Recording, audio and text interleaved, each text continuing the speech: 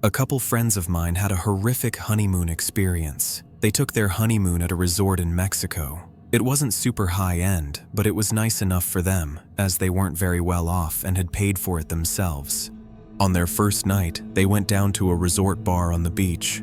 The husband had a couple of drinks, and the wife was sipping on her first.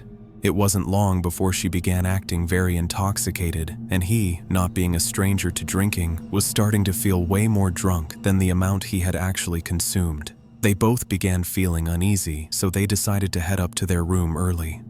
He was woken up hours later by his wife, who was hysterical. They were both completely naked and on the floor. Neither had any memory of how they ended up that way, or even how they made it back to their room. Their room had been ransacked, and all of their cash and credit cards were gone. They both felt like they had the worst hangovers in the world and now had no money in a foreign country. They frantically began calling family and friends, but had trouble getting a hold of anyone because it was so early in the morning.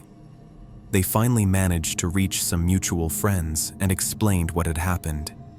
They were able to get some money sent to them, though it was complicated because they had no cards.